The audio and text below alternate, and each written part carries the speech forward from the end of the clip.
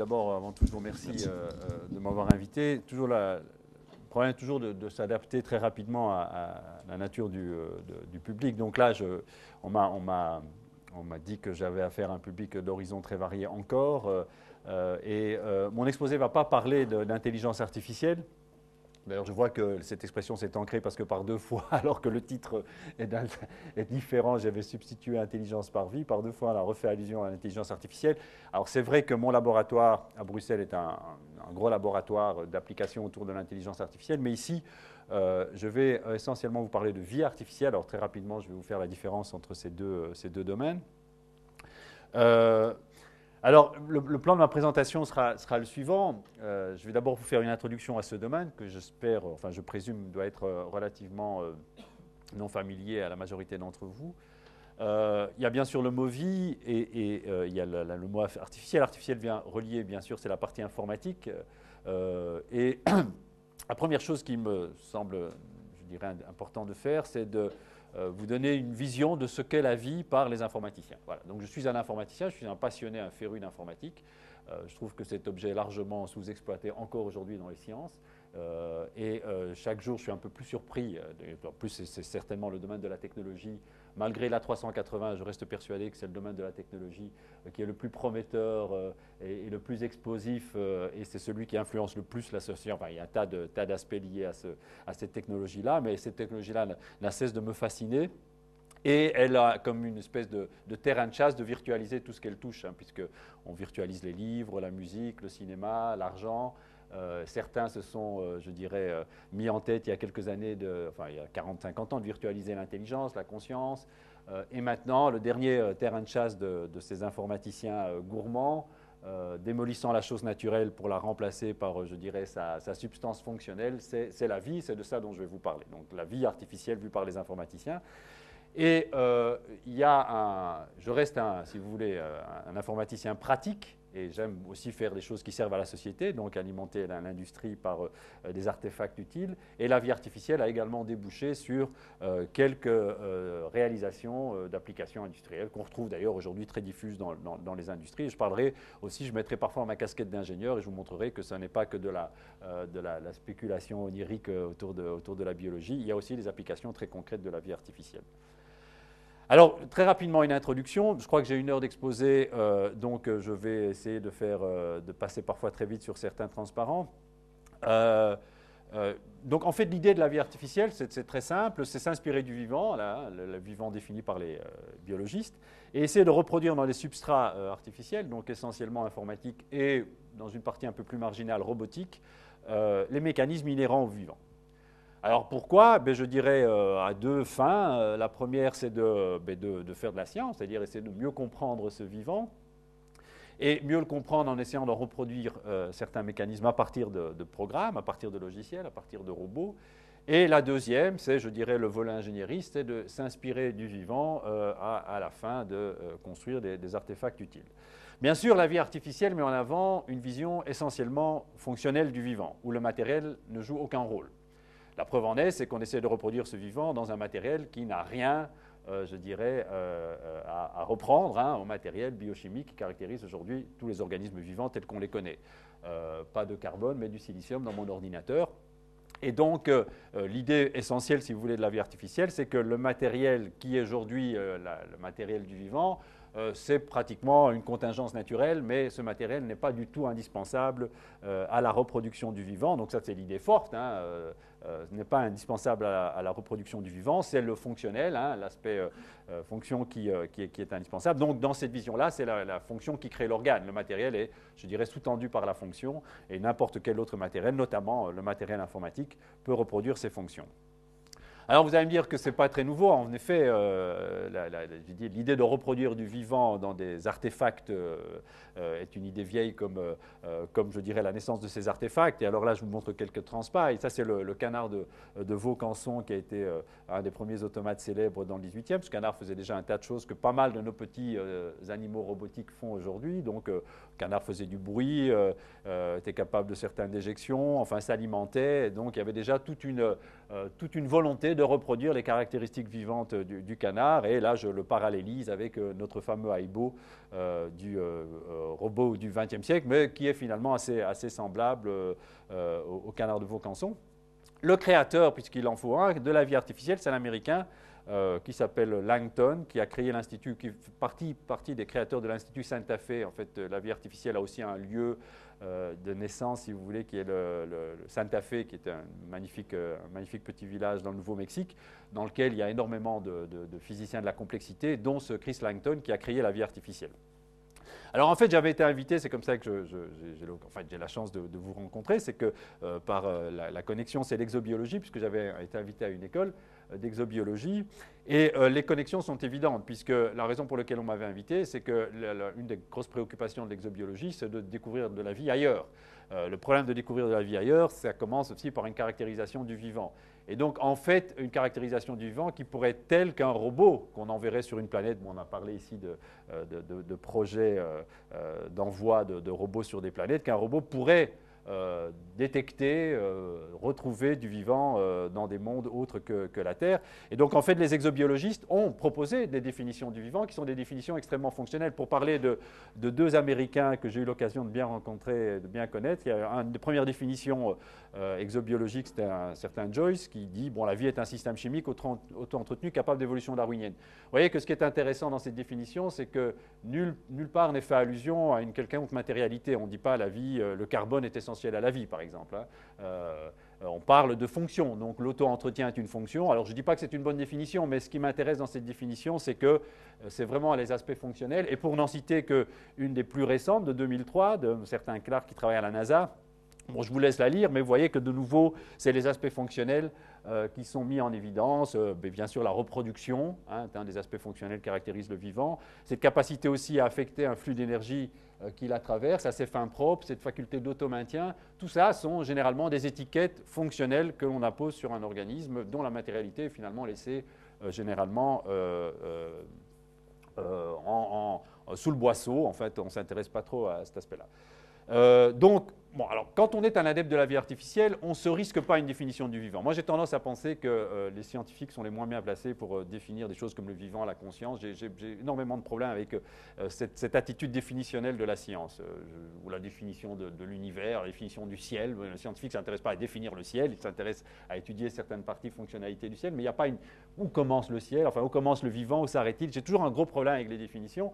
Bon, si vous voulez, je pourrais vous expliquer plus philosophiquement pourquoi. En revanche, il est peut-être plus modeste, et en tout cas plus à portée, si vous voulez, de science, de s'intéresser à certaines fonctionnalités que l'on sait être associées à des organismes que l'on caractérise comme vivants, même si on n'a pas à se poser de problème sur la définition même de ce vivant. Et donc, parmi ces fonctionnalités, il y en a pas mal sur lesquelles je vais revenir. Je vais essayer de vous en donner une caractérisation assez précise. La fonctionnalité d'émergence, une fonctionnalité très, très importante, mais qui est souvent très, très mal comprise. Je vais vous dire ce que moi, je comprends par émergence. Cette fonctionnalité d'auto-maintien, d'individuation, d'auto-réplication, cette notion de codage, évidemment, qu'on retrouve bien sûr dans le codage génétique, l'évolution, mais tout ça, ce sont des caractéristiques du vivant que les partisans de la vie artificielle, que les programmes de la vie artificielle se font un point d'honneur à reproduire, à donner une version informatique. Si vous voulez. Il y a pratiquement une version informatique de chacune des fonctionnalités que j'ai mises sur ce transparent. Alors, attention, ce n'est pas de la bioinformatique. Vous savez que la bioinformatique est un autre domaine qui a explosé récemment. La bioinformatique, c'est l'utilisation d'outils logiciels très basiques, généralement des stats, du clustering, à la caractérisation ou à la lecture ou à la compréhension de données extraites du vivant, de la biologie. Alors, vous avez beaucoup d'outils de bioinformatique. C'est vraiment une science en explosion aussi, la bioinformatique. Mais il faut vraiment la différencier de la vie artificielle, parce que dans le cas de la vie artificielle, ça n'est pas tant l'informatique, pour reprendre la fameuse expression de...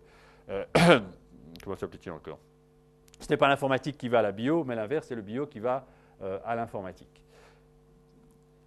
Alors bien sûr, cette espèce de connivence, cette espèce de mariage entre la biologie et l'informatique, pour moi, il est évident et il ne fait pas l'ombre d'un doute parce que la biologie et l'informatique, fondamentalement, se ressemblent.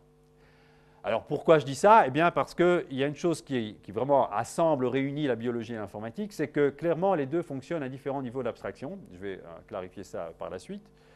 Il y a un niveau, je dirais, le niveau ultime, quel qu'il soit. Ce n'est pas toujours très facile à définir quel est le niveau ultime. Vous savez que la science a toujours tendance à creuser pour aller de plus en plus dans les niveaux ultimes. Mais l'idée quand même, c'est qu'au niveau ultime, les mécanismes doivent être très simples.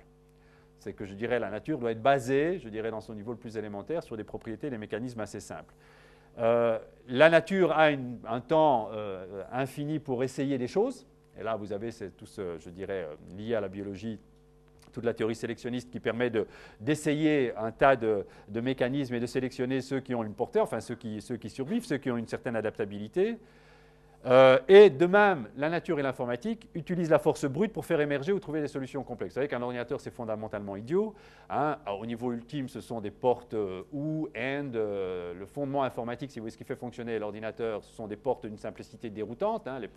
Tout un ordinateur, ça se réduit à une multiplicité d'une porte électronique qui est la porte nord, hein, qui est simplement une porte avec deux états en entrée. Et vous pouvez...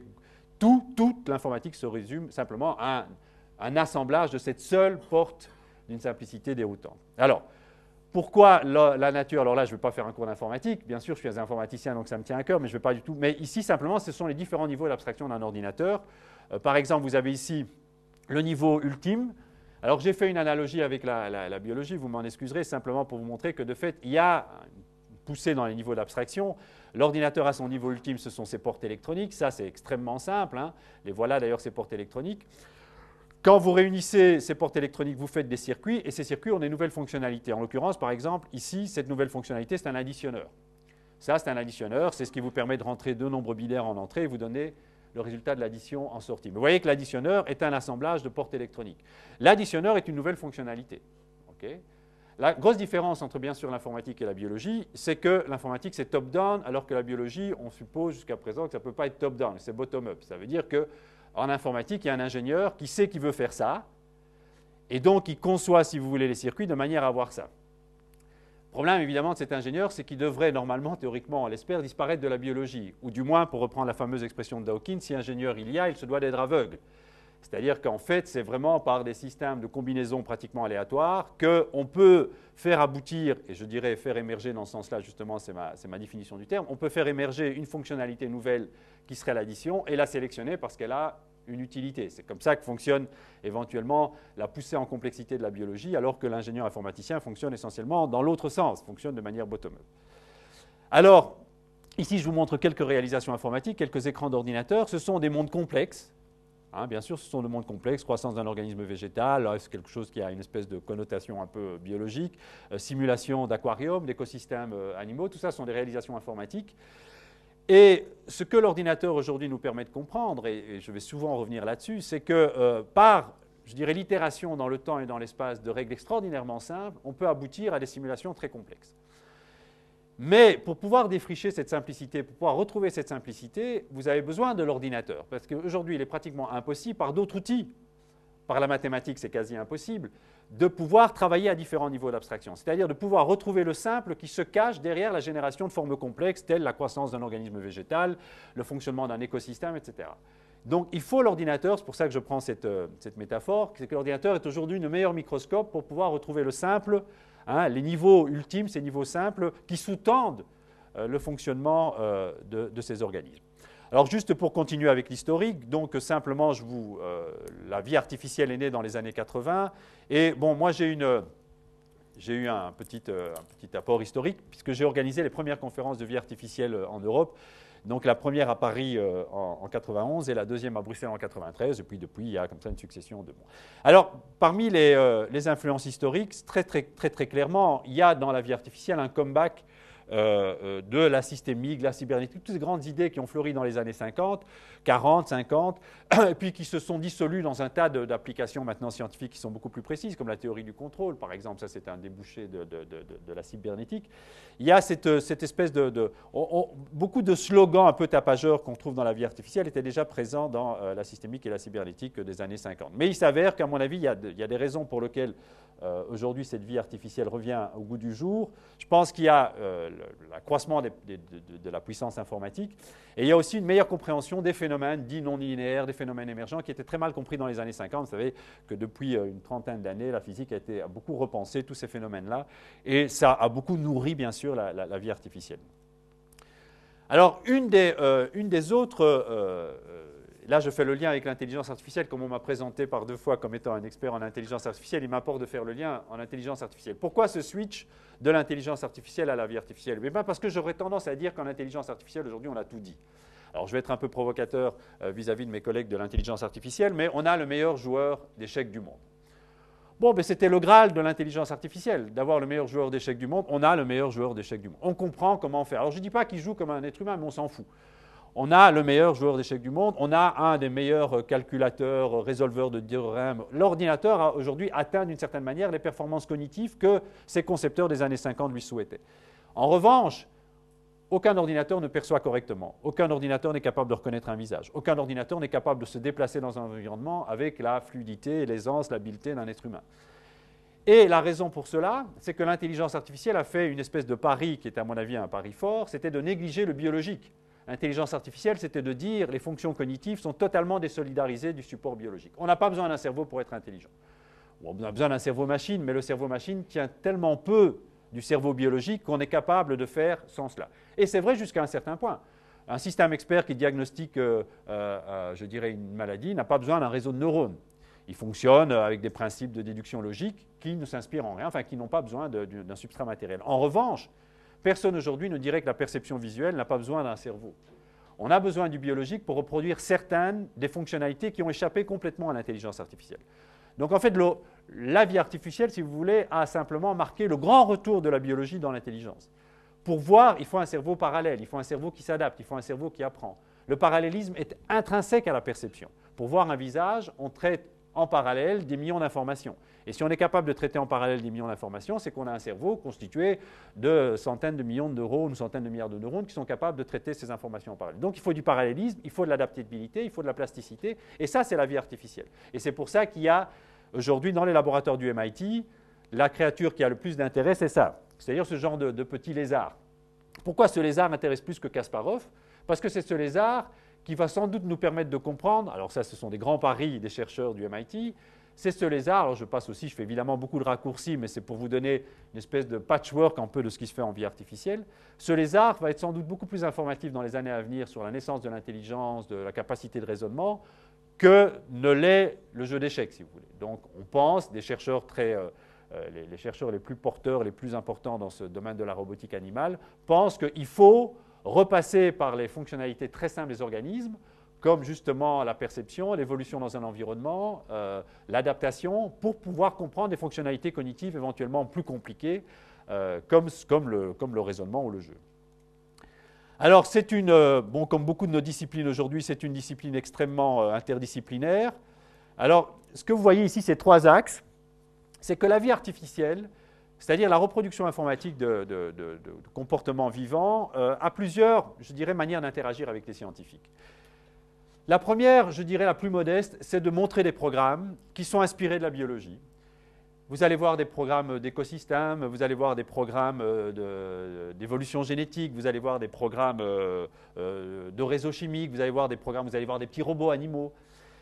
L'idée, c'est d'interpeller souvent le biologiste par la mise en pratique, la mise en œuvre de principes qu'il connaît. Dawkins est un biologiste très célèbre pour avoir utilisé le premier des algorithmes génétiques à la défense de Darwin, en montrant, regardez, malgré les créationnistes qui ont tellement d'importance aux États-Unis, je vous montre qu'un algorithme génétique peut très facilement créer des créatures complexes par des itérations sur mon écran, dans mon ordinateur, et Dawkins a utilisé la vie artificielle pour défendre Darwin. Il n'a pas réinventé Darwin. Darwin existait. Vous savez que Dawkins est le porte-drapeau, un des plus, je dirais, agressifs de Darwin, mais il utilise la vie artificielle pour soutenir Darwin. On ne réinvente pas Darwin, d'une certaine manière, on fait de la pédagogie de Darwin grâce à la vie artificielle. Donc la vie artificielle a souvent une espèce de rôle un peu interpellant, un peu validant, un peu pédagogique aussi pour illustrer les grands principes biologiques. Mais la science n'est pas faite évidemment que de pédagogie. Ce que la vie artificielle aussi espère, c'est de pouvoir arriver à, je dirais, reproduire des substrats de manière suffisamment surprenante pour que les scientifiques qui l'utilisent comprennent différemment les mécanismes vivants, les organisations vivantes. Et donc, évidemment, il y a un progrès dans la scientifisation de la vie artificielle, avec ici la fin des fins. C'est le jour où, à l'aide d'un programme, si vous voulez, de vie artificielle, on arrivera à repenser éventuellement un mécanisme vivant, on n'y est pas encore, et à inventer ou à trouver de nouvelles fonctionnalités du vivant avec la capacité de prédire et d'expérimenter et de valider cette prédiction par une expérimentation naturelle. Il n'y a aucun programme de vie artificielle qui a atteint aujourd'hui ce stade où le biologiste va, je dirais, mesurer un phénomène biologique qui lui aura été prédit par la vie artificielle, mais il n'y a aucune raison à ce que nous n'aboutissions pas à cela. Alors évidemment, les biologistes généralement sont très dubitatifs. Alors là, je reprends une phrase d'un de mes collègues, pas de l'ULB, mais de Louvain, prix Nobel de médecine, Christian Deduve, qui dit dans leur plateforme informatique, les biologistes théoriciens remplacent les structures moléculaires par des symboles et des réactions chimiques par des algorithmes. De telles pratiques peuvent s'avérer utiles et payantes, merci, ça il le souligne quand même. Cependant, appeler cela vie artificielle est un non-sens, car si la vie est jamais recréée artificiellement, ce sera dans une éprouvette et non dans un ordinateur. Vous voyez qu'en fait, les biologistes, et là, ce n'est pas le moindre d'entre eux, puisque c'est un, je dirais, des auteurs les plus prolixes en matière de compréhension du vivant, ont une espèce de réticence à dénier le matériel ou à dénier la chimie dans la fonctionnalité du vivant. Bon, alors là, je laisse cela pour vous dire que ça ne fait pas du tout l'unanimité, mais qu'à cela ne tienne, les partisans de la vie artificielle, à différents, je dirais, titres, pensent qu'il y a des... Bon. Et dans les communautés de vie artificielle, vous allez trouver des simulations de tout cela, de l'autoréplication, des dynamiques d'apprentissage neuronaux, des écosystèmes, des sociétés animales, des réacteurs chimiques, j'en passe, et des meilleurs. Je vous ai dit que la vie artificielle débouchait sur une nouvelle forme d'ingénierie. L'idée, c'est que avec la vie artificielle, on relie d'une certaine manière ce rapport qu'il y a entre la simplicité et la complexité. Il n'est pas forcément complexe ce qui apparaît complexe à première vue. Souvent, le complexe dissimule une espèce de simplicité qui, parce qu'elle est itérée dans le temps, génère des processus complexes. Eh bien, ça là donne lieu à une nouvelle ingénierie aujourd'hui. Alors, je vais vous montrer des algos, comme les algos génétiques, les réseaux de neurones. C'est fatalement, si vous voulez, une ingénierie qui repose sur des principes très simples. Mais ces principes, ils débouchent sur des solutions compliquées parce qu'il y a cette force brute de l'ordinateur qui permet de les itérer dans le temps. Par exemple, le meilleur algorithme pour résoudre le voyageur de commerce, avec le voyageur de commerce, c'est un des problèmes d'optimisation combinatoire que les informaticiens connaissent bien. Il est NP complet, il n'y a pas d'algorithme parfait qui peuvent arriver à aboutir à la solution. Un des meilleurs algorithmes, ce sont les algorithmes génétiques, qui trouvent de très très bonnes solutions pour les problèmes d'optimisation combinatoire. Il y a, je suis persuadé, dans les industries aérospatiales à Toulouse, je suis persuadé qu'il y a des ingénieurs qui utilisent des algos génétiques pour optimiser la structure de... Parce que c'est des algorithmes extrêmement populaires. Ils sont très simples à comprendre, très simples à mettre en œuvre. Et après un certain temps, ils débouchent sur des solutions très compliquées à des problèmes très compliqués. Et on assiste, grâce à ces outils, vous savez que le meilleur système de reconnaissance vocale est un réseau de neurones, est alimenté par un réseau de neurones. Les réseaux de neurones sont aussi des systèmes très simples qui, à coup d'expérimentation, débouchent sur un système de reconnaissance vocale qui est un système très compliqué. Mais c'est cette capacité qu'ont ces systèmes de s'adapter, de produire par essai et erreur, par itération multiple des solutions qui auraient totalement échappé à l'ingénieur. C'est-à-dire que l'ingénieur ici a un statut très particulier, il se borne à guider, à constater, à valider, mais ce n'est pas lui qui trouve. C'est l'ordinateur qui trouve, à l'aide d'heuristiques éventuellement qui sont programmées par... Mais c'est très différent, parce que l'ingénieur n'aurait jamais trouvé cette solution. De plus en plus, on assiste bien sûr à des solutions trouvées par l'ordinateur, et donc il faut accepter une forme, entre guillemets, de perte de contrôle. Alors très rapidement, en 5 transparents, parce que je me suis promis de le faire, si vous parlez à des praticiens de la vie artificielle, de leur vision de la vie, ils vont donner une histoire de la vie, dans lequel vous allez voir réapparaître les notions d'auto-maintenance, d'émergence, de reproduction, qui sont généralement attribuées aux organismes vivants. Par exemple, tout le monde s'accorde pour dire que pour qu'il y ait eu vivant, il a fallu d'abord, et c'est pour ça que ce sont d'ailleurs je dirais des sujets d'études extrêmement prisés dans la vie artificielle, il a fallu d'abord un réseau chimique, métabolisme si vous voulez, réseau chimique fermé sur lui-même. Donc par exemple, l'étude des cycles dans les réactions chimiques est un sujet extrêmement prisé par les chercheurs en vie artificielle qui étudient la topologie des réseaux chimiques, qui sont des réseaux chimiques qu'on retrouve énormément dans la biochimie, le cycle de Krebs, il y a beaucoup de cycles dans les réseaux biochimiques. Eh bien, c'est un des sujets qui intéresse énormément les chercheurs en vie artificielle parce qu'ils pensent que c'est le début d'un organisme vivant, la constitution d'un réseau chimique bouclé sur lui-même. C'est important qu'il soit bouclé sur lui-même parce qu'en étant bouclé sur lui-même, il forme ce qu'en physique on appelle un point fixe, puisque les produits reproduisent les producteurs, et donc on a ici un système bouclé sur lui-même qui peut être alimenté. Et il est évident que si le réseau produit ce composant chimique-là, s'il n'était pas lui-même alimenté, eh bien, tout le réseau disparaîtrait absorbé par ce composant chimique-là. Il faut qu'il soit constamment alimenté, donc il y a un input dans ce réseau et un output dans ce réseau, et ça forme une espèce de métabolisme. Eh bien, ça, c'est pour les partisans de la vie artificielle, c'est le début de la vie. Alors, et de temps en temps, je vous parlerai de certains auteurs qui ont beaucoup marqué le domaine. Ça, c'est un biologiste chilien qui a beaucoup travaillé en France, avec qui j'ai énormément travaillé moi-même.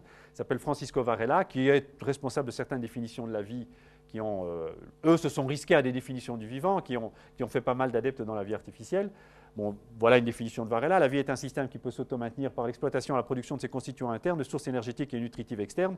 Et l'innovation dans cette deuxième étape, c'est si vous voulez, le problème du vivant, c'est qu'il a dû s'individualiser. C'est-à-dire que, bon, bien sûr, un réseau chimique, c'est bien, mais un réseau chimique, vous mettez deux réseaux chimiques l'un à côté de l'autre, et bien sûr, ils vont se mélanger, ils vont n'en faire plus qu'un. Donc, il a fallu dissocier ces deux réseaux chimiques, et la seule manière de dissocier ces réseaux chimiques, c'est de les circonscrire par une membrane. Membrane que l'on connaît, hein, tout ça, la membrane cellulaire est évidemment bien identifiée, c'est une membrane lipidique, c'est une membrane qui est elle-même constituée par les éléments du réseau. Donc, il y a une espèce de codétermination des éléments du réseau et de la membrane, et ce sont énormément de simulations en vie artificielle. Vous allez voir beaucoup de chercheurs qui essaient de reproduire une cellule élémentaire, la protocelle, hein, comme les Américains l'appellent, tant d'ailleurs en informatique qu'aujourd'hui, il y a des laboratoires aux États-Unis qui essaient de faire la protocelle minimale, élémentaire, avec du substrat chimique. Il y a notamment il y a un laboratoire qui vient de se créer, financer un des plus gros budgets de la communauté européenne du programme 6, c'est la constitution d'une protocelle chimique avec beaucoup d'informaticiens. C'est un agglomérat, dont mon labo fait partie, c'est un agglomérat de chimistes et d'informaticiens pour la constitution d'une première protocelle avec ce réseau autocatalytique, si vous voulez, cette membrane, et on fait des simulations informatiques pour savoir quelle serait la biologie élémentaire qui donnerait lieu à cette cellule élémentaire. Cette cellule est capable d'une forme d'autoreproduction, mais c'est simplement parce que le réseau, par perturbation, peut croître. La membrane aussi croître pour accompagner le réseau. Et puis à un certain moment, bien sûr, il y a un phénomène d'instabilité. Ça aussi, c'est simulé, qui fait qu'à un certain moment, le réseau et la membrane va se fractionner pour donner lieu à deux. Mais comme le réseau, par définition, est un point fixe, il va très très vite se reconstituer et donner à ce moment-là deux réseaux et deux membranes. Et ça, c'est simulé. On peut expliquer assez bien comment cela se passe via des mécanismes informatiques. Tout ça, c'est d'une certaine manière, on ne peut pas le comprendre mathématiquement. Vous êtes obligé de faire des petits programmes pour reproduire ce type de choses. Alors, ça n'est pas la forme d'autoreproduction que la biologie a favorisée, donc je ne vais pas vous faire... ça sont des choses que vous connaissez extrêmement bien, c'est vraiment de la culture générale, si vous voulez, de la biologie. L'autoréplication biologique a pris le pas avec la constitution d'un ADN. Alors par exemple, ça c'est Ganti, ça c'est un biologiste hongrois, qui le premier a fait des simulations, voilà, ça c'était son schémoton, c'est des simulations d'éléments élémentaires de vie artificielle avec une matrice informationnelle qui est, si vous voulez, l'ADN, un réseau autocatalytique et une membrane. Et tous ces trois systèmes s'interpénètrent, hein, donc ils ont besoin chacun de l'autre pour fonctionner, et c'est d'une certaine manière ce que les partisans de la vie artificielle considèrent comme le premier, un des premiers systèmes vivants informatiques. Ce code génétique permet de construire des outils cellulaires, ici les protéines. Là, l'utilisation d'un code doit tout à l'informatique. Alors là, vous allez voir apparaître mes deux héros, qui sont pour moi les deux créateurs de la vie artificielle, et en l'occurrence, ce sont les deux créateurs de l'informatique. Il s'agit d'Alan Turing et de John von Neumann. En fait, la vie artificielle ne remonte pas à Chris Langton et à Santa Fe. Les deux inventeurs de la vie artificielle, pour moi, sont les deux inventeurs de l'informatique. Ce qui prouve bien que, je dirais historiquement, la biologie et l'informatique ont toujours été très très fortement liées, puisque une des préoccupations essentielles de Turing, comme vous allez le savoir, c'était la morphogénèse des organismes. Et une des préoccupations essentielles, la dernière préoccupation essentielle de von Neumann avant qu'il ne disparaisse, c'était l'autoreproduction. Deux mécanismes biologiques qui ont vraiment fasciné ces deux chercheurs qui sont pourtant aussi à l'origine de... Bon, par exemple, Turing est l'inventeur de l'ordinateur parce que c'est lui qui a mis au point la première machine universelle. Enfin, mis au point théoriquement, hein, c'est une espèce de concept, mais tout y est dans la machine de Turing qui est le premier ordinateur. Et von Neumann, alors prenez par exemple von Neumann, juste pour vous donner une petite histoire. Alors von Neumann, dans les années 50, s'est demandé comment fonctionne l'autoréplication. Alors von Neumann a inventé tout un scénario, mais bien avant qu'on découvre l'ADN, bien avant qu'on sache qu'il y avait un processus de copie qui se faisait via cette molécule, von Neumann s'est dit, mais pour qu'il y ait... C'est un scénario intéressant parce qu'il avait d'une certaine manière anticipé le fonctionnement de l'ADN sans pour autant, simplement fonctionnellement. Il s'est dit, pour pouvoir faire un système d'autoréplication, il faut d'abord inventer un constructeur universel. Ce constructeur universel, alors j'essaie de trouver ma souris, voilà, ce constructeur universel doit agir sur un certain plan, et à l'aide de ce plan, construit la machine qui respecte ce plan. Donc, première chose que von Neumann a créée, c'est un constructeur universel. Le problème de l'autoréplication, c'est comment ce constructeur peut-il se construire lui-même. bien sûr, il y a ce phénomène. Bon. Il s'est dit, c'est pas compliqué, pour que ce constructeur puisse se construire lui-même, il faut que le constructeur universel, à partir d'un plan, non seulement construise la machine, mais associe à la machine le plan de cette machine. Donc, vous voyez, c'est cette petite équation ici, toute simple. Okay, donc, le constructeur, à partir du plan, construit la machine. Ça, c'est le plan de la machine. Ça, c'est la machine construite par le plan. Et il y associe le plan de la machine. Et vous voyez que si ce constructeur-là, s'applique au plan du constructeur, il reproduit le constructeur et le plan du constructeur. Donc, Van Neumann, après de longs travaux, avait imaginé le premier système autoréplicateur qu'il a construit d'ailleurs.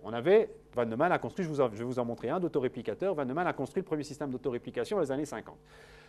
Il est mort d'un cancer peu de temps après, où de fait, l'autoréplication, vous savez, des cellules cancéreuses joue un rôle assez important. Mais il faut savoir que Van Neumann n'a pas seulement inventé, à mon avis, un des domaines très importants de la biologie, mais il a inventé l'économie, il a inventé l'informatique. Ça a été un acteur essentiel dans la construction de la bombe atomique. Et pour juste le citer, parce qu'il m'est arrivé, je suis tellement fanat que j'ai essayé de tout retrouver, tout ce qu'il a écrit. Dans les années 50, il a écrit des articles extraordinaires sur... C'était un belligérant terrible qui voulait voir disparaître l'Union soviétique à jamais. Et il a inventé le concept de guerre préventive. Vous savez qu'il a beaucoup travaillé aussi sur le dilemme du prisonnier. Et il avait écrit des articles très célèbres où il voulait vraiment que la Russie disparaisse de la carte, puisqu'on avait inventé la bombe avant eux. Et avec toute cette notion, toute cette théorisation de la guerre préventive, se basant sur le dilemme du prisonnier. Donc, en fait, là aussi, Bush n'a rien inventé en matière de guerre préventive. Donc, voilà, c'était un personnage, je pense que c'est le personnage le plus intelligent du XXe siècle, vu la portée de ses travaux, vu le nombre de disciplines qui lui doivent quelque chose, sans conteste. D'ailleurs, c'est reconnu que c'est vraiment la figure emblématique. Ça ne devrait pas être Einstein, à mon sens, ça devrait être Van Neumann pour un tas de raisons. Bon. Alors, vous allez retrouver ça plus loin aussi, parce que je veux rester dans mon heure. Ça, c'est la biologie.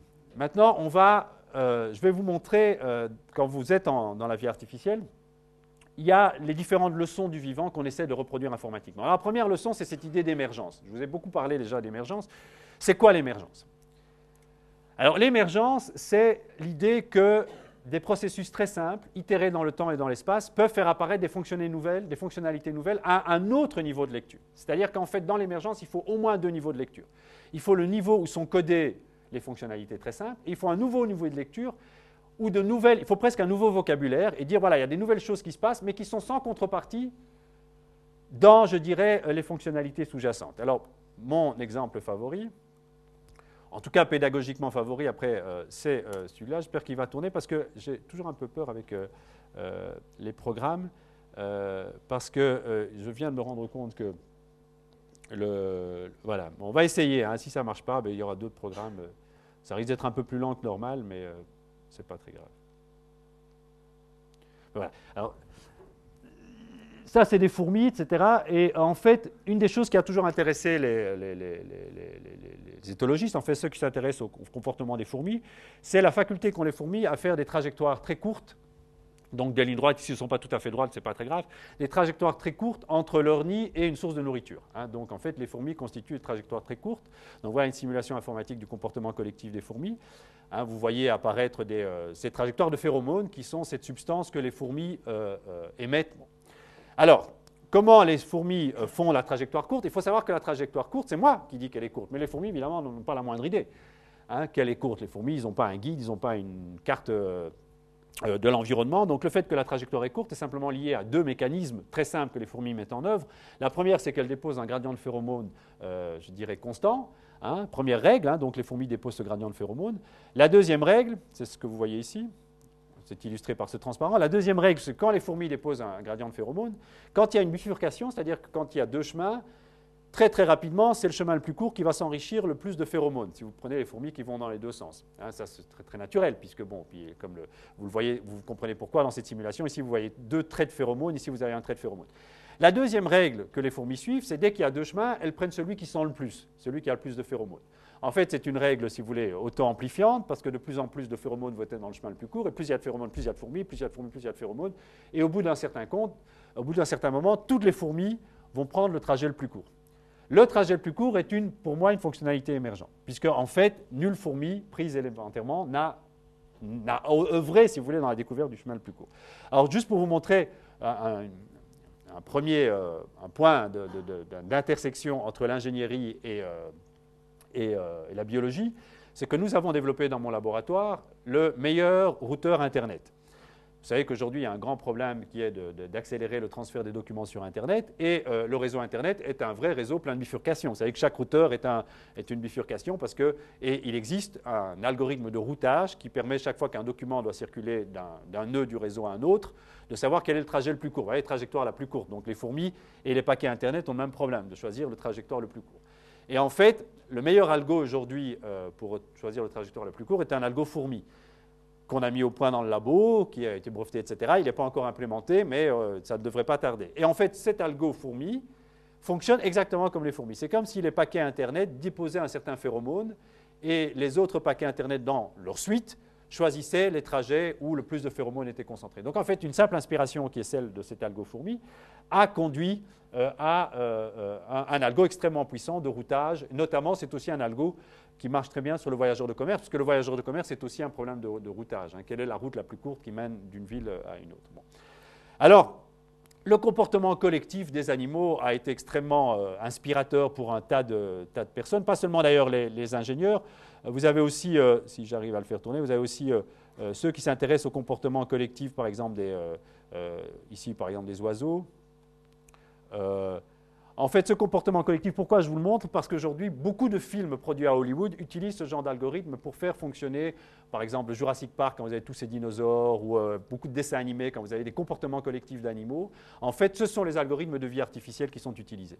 En fait, ce sont les algorithmes de type Boyd, où en fait, chaque animal suit une règle très simple, mais le fait qu'il y ait un cluster, si vous voulez, d'oiseaux n'est absolument pas programmé. Aucun oiseau, d'une certaine manière, ne sait qu'il y a un assemblage ou un essaim ou une colonie d'oiseaux volant autour de lui. Chaque oiseau suit une ou deux règles très simples qui est fonction de son direct voisinage. Vous voyez que c'est une règle locale. Le comportement de l'ensemble des oiseaux est une propriété émergente. Le fait que, par exemple, il y ait plusieurs groupes d'oiseaux, le fait que quand il y a un obstacle, il évite en se divisant en deux colonies, tout ça sont des propriétés émergentes. Et c'est aujourd'hui les algorithmes qui sont utilisés dans l'industrie du cinéma Hollywood dès qu'il y a un comportement collectif. Et Dieu sait qu'il y en a de plus en plus, puisque même dans Le Seigneur des Anneaux, quand vous avez cette myriade d'organismes un peu basés, qui attaquent le château, ce sont des algorithmes de vie artificielle qui sont mis en œuvre dans ce genre de film. Le plus bel exemple, évidemment, d'émergence sont les automates cellulaires. Alors ça, c'est ma plateforme de simulation favorite. Alors, les automates cellulaires, pourquoi c'est ma plateforme de simulation favorite? Parce que c'est Van Neumann et Turing qui l'ont inventée, et aussi parce qu'elle permet de comprendre pas mal de phénomènes biologiques sur lesquels ils ont travaillé. Alors, les automates cellulaires, c'est très simple. Alors, je vais passer juste 2 minutes à vous les expliquer. C'est un damier. Et chaque cellule de ce damier a un comportement qui dépend de l'état de ses voisines. Vous voyez, ça ne peut pas être plus simple. Donc, je suis une cellule, je suis dans un état. Par exemple, ici, je serais dans un état coloré. Je peux être rouge ou grise. Et suivant l'état de mes voisines, je vais changer d'état avec des règles très simples. Par exemple, si 2 de mes voisins sur 8, ici, vous voyez, je prends un voisinage avec 8 voisins, si 2 voisins sur 8 sont gris, alors je deviens rouge. Vous savez, et on prenait des petites règles très simples. Ce qui est très important, évidemment, c'est que toutes les cellules de ce damier respectent les mêmes règles. Et donc, vous avez une itération dans le temps et une itération dans l'espace, évidemment, puisque l'influence de chacune des cellules se propage sur les autres. Et puis, bien sûr, il y a une itération dans le temps. Alors, l'automate cellulaire le plus célèbre, c'est le jeu de la vie. Alors, vous ne devez pas comprendre ce petit programme, mais ce petit programme, c'est le programme du jeu de la vie. C'est tout. C'est-à-dire que si vous voulez simuler un jeu de la vie, c'est en fonction de ses voisines, il y a ces 5 lignes de programmation. Et vous faites le jeu de la vie. Okay? Alors, je vais vous maintenant dérouler le jeu de la vie.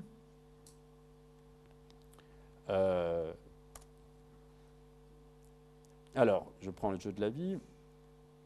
Alors, le jeu de la vie, ça, c'est mon damier. En fait, bon, il y a énormément de cellules. Et en fait, le jeu de la vie, les cellules ne peuvent prendre que deux états, vie ou mort. C'est pour ça qu'on a appelé ça le jeu de la vie. C'est binaire, elles peuvent être que dans l'état vie ou mort. Et là, je mets par exemple une configuration initiale. Vous voyez que toutes les cellules sont mortes, sauf ces 5-là. Je ne l'ai pas prise au hasard, évidemment. C'est la condition initiale de mon automate cellulaire. Et je commence. Et ça, c'est le jeu de la vie. Vous l'avez sans doute vu, ça fait les écrans de veille, évidemment, les plus populaires, les plus répandus en informatique. Ça, c'est le jeu de la vie. Alors, vous avez par exemple cette petite créature qui est le glider. Le glider, vous voyez, c'est une petite créature qui se déplace. Mais nulle part a été programmé son déplacement. Il n'y a pas la moindre règle qui programme le déplacement du glider. Alors, vous voyez que ça, c'est un point fixe. Il finit, évidemment, c'est un monde fini. tout est fini, tout est déterministe, donc c'est normal qu'ils finissent par converger dans un cycle. Mais pendant tout un temps, on n'a pas compris ce qui se passait. Et de fait, si j'avais agrandi je dirais, il aurait mis des années-lumière à converger, parce qu'ici, tout est petit, donc il met... Bon. Et c'est à ce point complexe qu'il y a des auteurs qui ont écrit des encyclopédies sur le jeu de la vie, décrivant tout ce qui peut s'y dérouler, par exemple le glider. Mais il y a énormément de configurations extrêmement intéressantes du jeu de la vie. Alors, vous voyez, ça, c'est vraiment, je dirais, le phénomène émergent. C'est-à-dire que cette complexité, je peux relancer en mettant, que vous voyez bien que cette complexité-là, elle n'est nulle part codée, elle est émergente. Les règles, vous les avez vues, elles sont extrêmement simples. Les règles, c'est 5 lignes de programmation. Mais d'écrire tout ce qui se passe, c'est des encyclopédies entières. Donc, vous voyez que la vraie compréhension de ça, ce n'est pas ça. Vous n'allez pas vous mettre à décrire tout ça. En faisant ça, vous n'allez pas comprendre ce qui se passe. La seule compréhension de ça, ce sont les 5 règles. Et donc, seule l'informatique vous permet de comprendre les 5 règles. Sans l'informatique, vous ne pourriez jamais identifier les 5 règles qui sont, je dirais, à l'origine de ce jeu de la vie.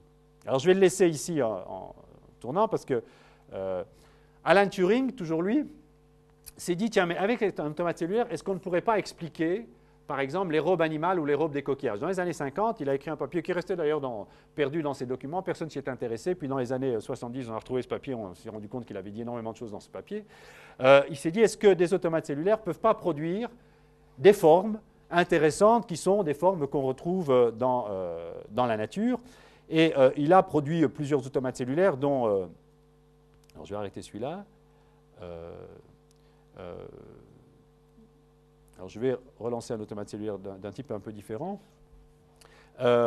Donc les règles sont un tout petit peu plus compliquées. Il y a des règles d'excitation des voisins, d'inhibition des voisins et d'excitation des voisins un peu plus longs.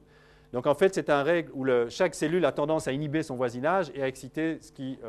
donc c'est des règles aussi très simples, 10 lignes de programmation suffisent. Ce qui est intéressant dans ces règles de l'automate cellulaire, c'est qu'elles vont petit à petit produire des formes.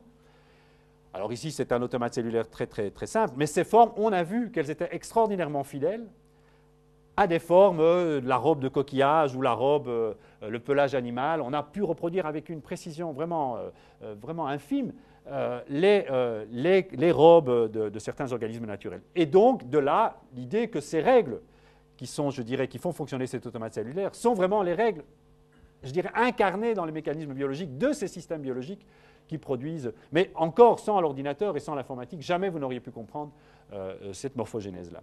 Alors, je vais le laisser tourner parce que autre automate cellulaire intéressant, c'est celui qui a été inventé par Van Neumann, qui était le premier automate cellulaire autoréplicateur. Donc, je vous ai parlé de l'autoréplication inventée par Van Neumann, je vais vous le faire tourner. Là, c'est un automate cellulaire un tout petit peu plus compliqué. Je crois qu'il a celui-ci a 8 règles, mais enfin, c'est quand même 8 règles, c'est pas très.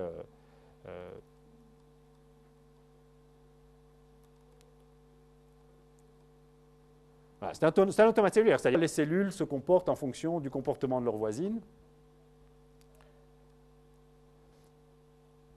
Alors, ce que vous voyez, c'est que la configuration initiale, cette espèce de petite a, va se reproduire.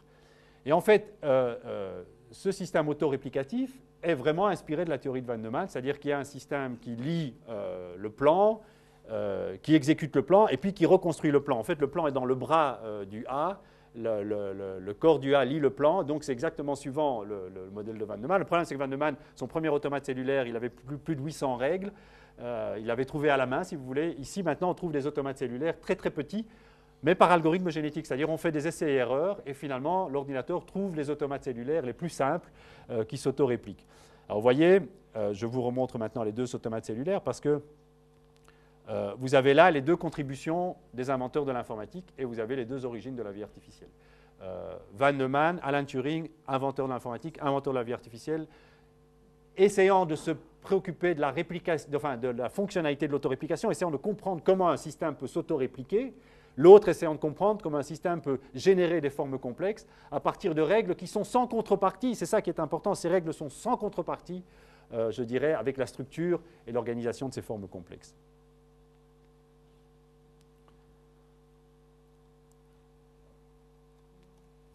Alors, est-ce que ces automates cellulaires ont des applications? Ben oui, énormément, parce qu'aujourd'hui, c'est la meilleure manière. Ces automates cellulaires sont vraiment mis à contribution pour comprendre énormément de systèmes complexes.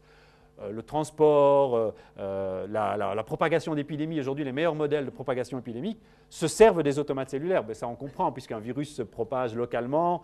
Énormément de systèmes sont compris par les physiciens aujourd'hui à l'aide de ce type de logiciel informatique.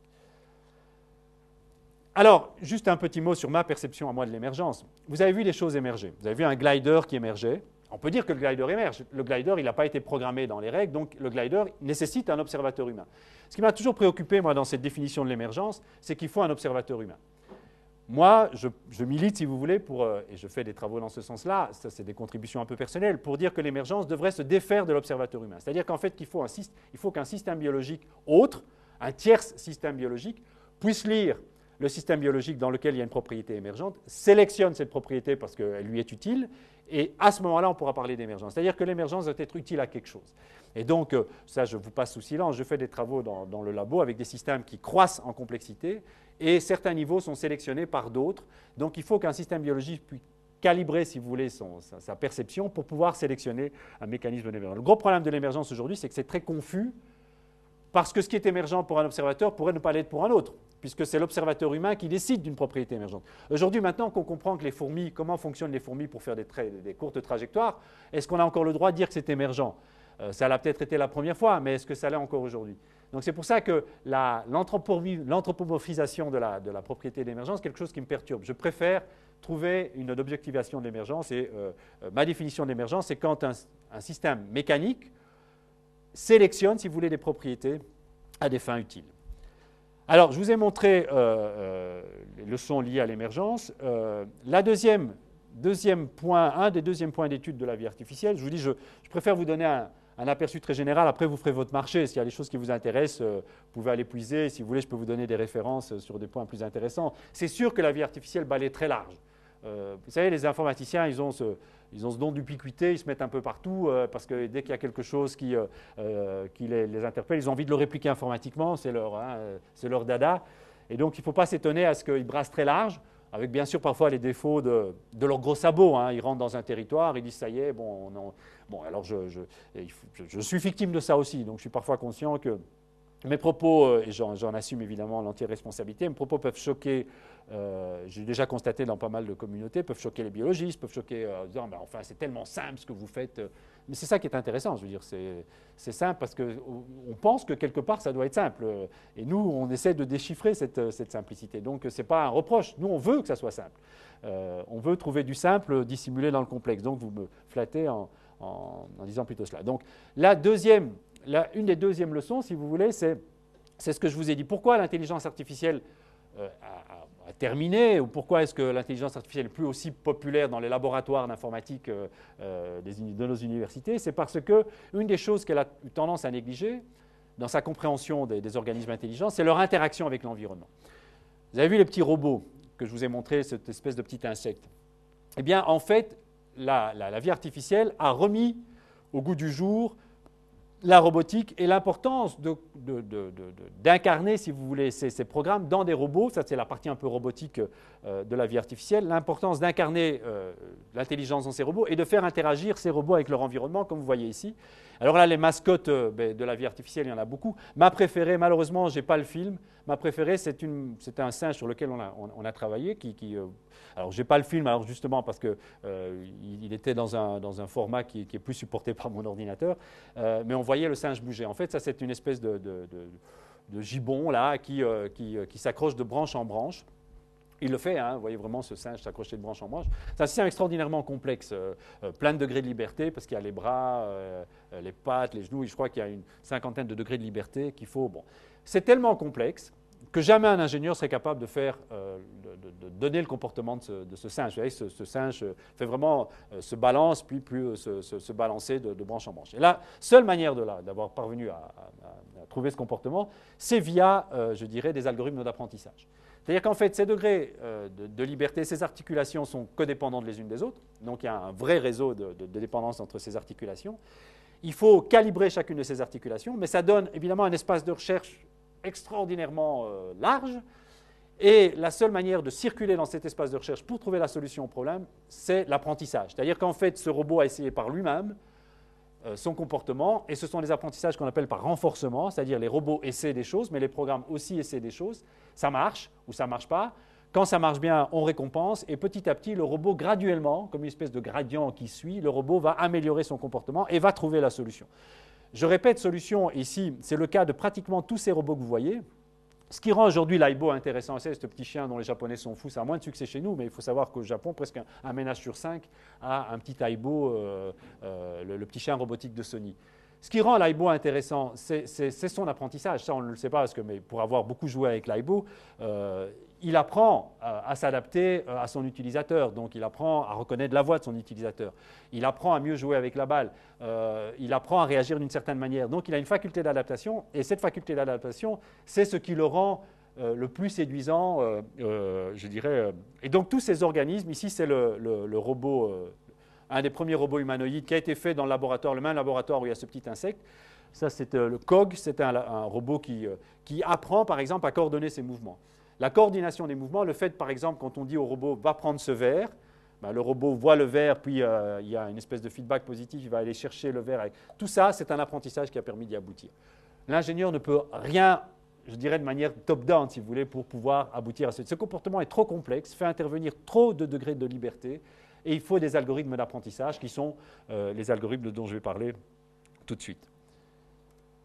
Et c'est de fait le troisième et la dernière leçon de la vie artificielle, quand on veut l'adapter au mode ingénieriste, c'est qu'à un certain moment, ces systèmes atteignent, donc vous vous rappelez, je vous ai dit, il y a des règles très simples. Ces règles très simples génèrent des comportements complexes. Comment obtenir de ces comportements ce que l'on veut en obtenir? Eh bien, on est obligé de recourir, c'est le cas du robot, on est obligé de recourir à des mécanismes d'apprentissage, c'est-à-dire des systèmes qui apprennent par eux-mêmes, des systèmes qui apprennent à s'adapter. Alors, pour qu'un système apprenne, ce n'est pas grand-chose, il faut un mécanisme d'apprentissage qui lui dise « Ok, quand ça c'est bien, va dans cette bonne direction », les mathématiciens font ça depuis toujours, c'est par exemple des algos d'optimisation. Il faut simplement une fonction coût, par exemple, et dire, voilà, ça c'est bon, tu vas dans la direction, donc je t'encourage à aller dans cette direction. Et il faut simplement un ingénieur qui lui donne une fonction coût, qui lui dit, ça c'est ce que je voudrais que tu atteignes. Mais l'ingénieur ne lui dit pas comment l'atteindre. C'est vraiment ça la grande différence, c'est que l'ingénieur serait bien incapable. Je dis l'ingénieur, c'est une métaphore pour, je dirais, la personne qui voudrait construire la solution. L'ingénieur serait bien incapable de l'y conduire.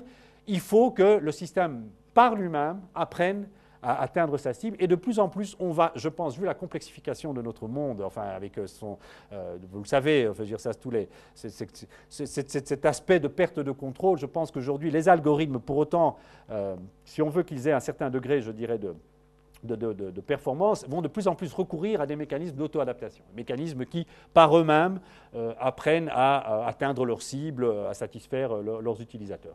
Alors là, je vais vous en citer simplement un, qui est un des plus sympathiques, c'est l'algogénétique, qui est devenu vraiment une vraie réalité industrielle. Aujourd'hui, je suis persuadé qu'il y a des milliers de secteurs de l'entreprise, certainement en Europe, mais même en France, qui utilisent les algogénétiques. Alors les algogénétiques, c'est une idée toute simple, vous allez voir l'inspiration biologique. Vous générez des populations, par exemple, des strings binaires. Les informaticiens, ils aiment bien coder des solutions sur des chaînes binaires, parce que vous savez que l'informatique est essentiellement binaire. Vous générez des populations de solutions. Chaque solution essaye, c'est une solution au problème. Évidemment, il y a des mauvaises solutions et des bonnes solutions. Qu'est-ce que vous faites? Vous sélectionnez les meilleurs. Okay, vous voyez, évidemment, ça commence avec l'inspiration biologique. Vous sélectionnez les meilleurs. Donc, par exemple, ici, de ces populations-là, vous faites une première sélection. Et puis, avec les meilleurs éléments, les meilleurs individus de la population, vous faites une recombinaison et vous faites des mutations. Recombinaison, mutation, les deux opérateurs qui permettent l'innovation dans la biologie sont là. Alors, le crossover, c'est-à-dire la recombinaison, est extrêmement utile dans les algorithmes génétiques. Donc, le sexe a une vraie fonction dans les algos génétiques parce qu'en recombinant des parties qui fonctionnent bien dans des individus qui peuvent être totalement différents, en recombinant, vous accroissez évidemment la probabilité d'avoir encore un meilleur individu puisque vous avez pris le meilleur des deux individus. Mais des meilleurs pour des raisons différentes. Vous prenez les jambes de Carl Lewis et le cerveau d'Einstein. Et là, le problème, c'est que vous pouvez avoir la recombinaison autre, mais ça n'est pas grave puisqu'on peut très très bien montrer que de manière probabiliste, le crossover est une manière d'accélérer la découverte de solutions. Eh bien, ces algorithmes génétiques, je vais vous en montrer une illustration parce que même les artistes font des algos génétiques. Alors, Ça, c'est une plateforme de simulation des algogénétiques où vous n'avez que de la mutation. Alors, vous générez par exemple des formes graphiques. Et s'il y en a une qui vous plaît, vous la sélectionnez. Prenons par exemple, je ne sais pas moi, prenons celle-là qui a un certain degré de complexité. Vous voyez qu'à partir du moment où vous avez sélectionné, ici je fais une sélection d'un seul individu, à partir du moment où vous l'avez sélectionné, il y a des mutations qui se produisent. Vous voyez ici, il y a une mutation de couleur, il y a des mutations qui se produisent sur les individus. Vous sélectionnez les mutations qui vous plaisent et vous essayez de construire, bon ici évidemment l'organisme est déjà très compliqué dès le départ. Voilà, par exemple, s'il y a une nouvelle couleur. Vous voyez que dès le moment où vous avez sélectionné un individu, les nouveaux individus utilisent les traits que vous avez sélectionnés dans la population précédente et construisent de nouveaux individus à partir de cela. Bon, ça, il y a des dessinateurs, par exemple des artistes. Il y a eu une exposition à Beaubourg il y a 4-5 ans avec une connection machine où vous pouviez vous amuser à cela, créer des formes graphiques sur base des algorithmes génétiques. Vous savez, il y a beaucoup d'artistes qui se bornent à faire des mutations et des recombinaisons de ce que d'autres artistes avant eux. Hein, je dirais que 99% des artistes font ça. Donc, les algorithmes génétiques, c'est pas mal ça aussi, quoi. Hein. Mais bon, évidemment, ce qui est intéressant dans les algorithmes génétiques, c'est que ce sont des algorithmes extrêmement puissants. Ça, c'est Dawkins. Dawkins, qui est un des auteurs les plus lus, je dirais, en biologie, eh bien, Dawkins a été un des premiers à comprendre l'importance des algogénétiques, non pas tellement pour leur réalité industrielle. Bon, bien sûr, ils sont utilisés à Zaventem, par exemple, dans notre aéroport dont nous parlons. Si les avions se parquent dans les couloirs là, avec un algogénétique qui les fait, parce que c'était un problème d'optimisation combinatoire sous contrainte extrêmement important. Et par exemple, les Jeux Olympiques. Les derniers Jeux Olympiques ont été, l'organisation, l'horaire, etc., a été optimisé par algorithme génétique. Donc, vous voyez, c'est des algos qui ont énormément d'applications. Et c'est compréhensible parce qu'ils sont tellement simples et intuitifs. Vous voyez, vous générez, ça marche, vous retenez, vous sélectionnez, vous mutez, vous générez, ça marche, vous retenez, vous sélectionnez, vous mutez. Et très, très rapidement, vous pouvez obtenir des solutions très complexes. C'est un excellent argument contre les créationnistes américains. Vous savez que la thèse première des créationnistes, c'est de dire que la biologie n'a pas suffisamment eu de temps pour générer les organismes complexes que l'on sait. Ces gens n'ont jamais fait tourner d'algorithmes génétiques. Il y a énormément de contre-argumentation aux créationnistes qui viennent des algogénétiques, parce qu'il y a énormément de choses que l'informatique permet, notamment le parallélisme qui accélère énormément la découverte de solutions très complexes. Tout ce que disent les créationnistes est absurde quand vous faites tourner un algorithme génétique. Mais vraiment scientifiquement absurde, ça peut être démonté, mais ligne par ligne. Dawkins, d'ailleurs, est un des opposants, évidemment, féroces au créationnisme. Et vous avez beaucoup d'ingénieurs, d'informaticiens qui s'amusent à faire évoluer de nouvelles créatures à l'aide d'algorithmes génétiques. Il y a énormément de choses, de nouveaux organismes qui sont des organismes virtuels, évidemment, mais aussi des tentatives robotiques de faire évoluer de nouvelles créatures à l'aide d'algogénétiques. Bon, alors il y a énormément de problèmes qui se posent dans les algorithmes génétiques qui sont très, très intéressants pour le biologiste. Par exemple, le codage. On a parlé de codage ici. Eh bien, ce que les algorithmes génétiques montrent, c'est qu'un code binaire ne suffit pas. Il faut un programme pour lire le code binaire et pour, vous rappelez les formes graphiques. Il y a un string binaire, mais il y a un programme qui lit le string binaire et qui génère les formes graphiques. Donc, il y a vraiment un phénotype pour pouvoir faire fonctionner. Ça aussi, c'est une critique du génétype à tout vent. Vous savez, c'est les gens qui pensent que tout est dans le génome. Bien, il suffit de faire tourner un algorithme génétique pour savoir que non, il faut aussi un programme qui lise et qui interprète le génome, un programme qui peut avoir sa complexité. Donc ça, ce sont aussi des manières de contrer, je dirais, des tendances biologiques qui tentent à négliger, si vous voulez, la complexité du phénotype. Alors, il y a des applications, ça je vous en ai parlé, des applications multiples, mais je vois que j'arrive à la fin, donc je vais terminer sur une ou deux conclusions. Il y a une excellente boucle, d'ailleurs, qui est en train de se produire. Je vous ai parlé de la bioinfo et j'ai dit qu'il faut absolument différencier la bioinfo de la vie artificielle. Pour autant, parmi les outils les plus utilisés en bioinfo, vous avez des outils produits par la vie artificielle. Donc, vous avez une superbe boucle, c'est-à-dire que la biologie a produit des outils très utiles à la biologie. Par exemple, la prédiction de la conformation des protéines en 3D. Vous savez que c'était un des grands problèmes qui intéresse les biologistes. Comment, à partir d'une séquence d'acides aminés, on a une certaine conformation spatiale des protéines. Ça occupe des milliers de chercheurs. Eh bien, un des outils, je ne dis pas que c'est le meilleur, je ne dis pas que c'est le seul, mais un des outils qui est utilisé, ce sont les algorithmes génétiques. C'est-à-dire que les algorithmes génétiques tentent certaines structures en essayant de minimiser une fonction coût qui est généralement une fonction énergétique. Ça fait partie des outils les plus utilisés pour trouver la conformation des protéines. Un autre outil très, très utilisé par les bioinformaticiens, c'est les réseaux de neurones.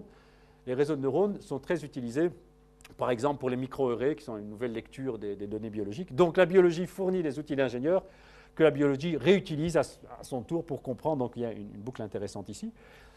Il y a aussi l'idée que ces trois aspects dont je vous ai parlé, et je dirais que la robotique est le plus bel exemple. Les robots fonctionnent parce qu'ils interagissent avec leur environnement. Ils sont éminemment complexes, mais c'est une complexité naissante, c'est-à-dire que la complexité n'est pas dans les parties du robot, la complexité est dans la propension de comportement que le robot peut faire à cause des différentes manières d'articuler les degrés de liberté. Mais chaque degré de liberté, à la fois, est très simple.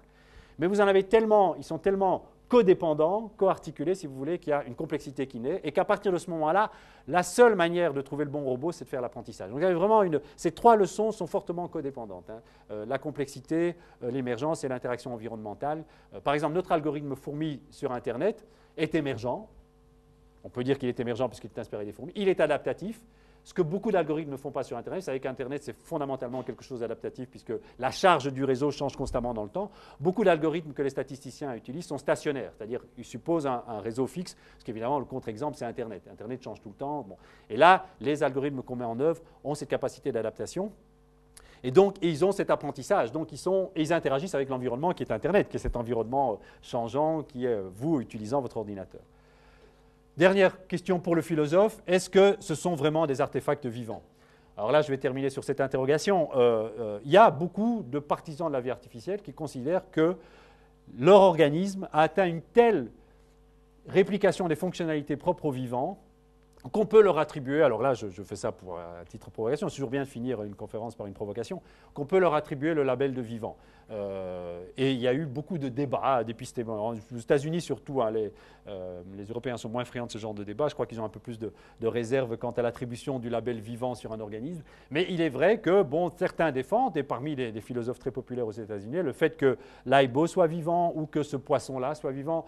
Et c'est vrai qu'en termes de fonctionnalité, il y a énormément de choses que l'on sait reproduire, si vous voulez, les fonctionnalités du vivant, puisque beaucoup de ces organismes s'auto-reproduisent, beaucoup de ces organismes apprennent, s'adaptent, ont des comportements collectifs, donc pas mal d'attributions fonctionnelles que l'on réservait jusqu'à maintenant aux organismes vivants uniquement biologiques. Voilà, je vous remercie.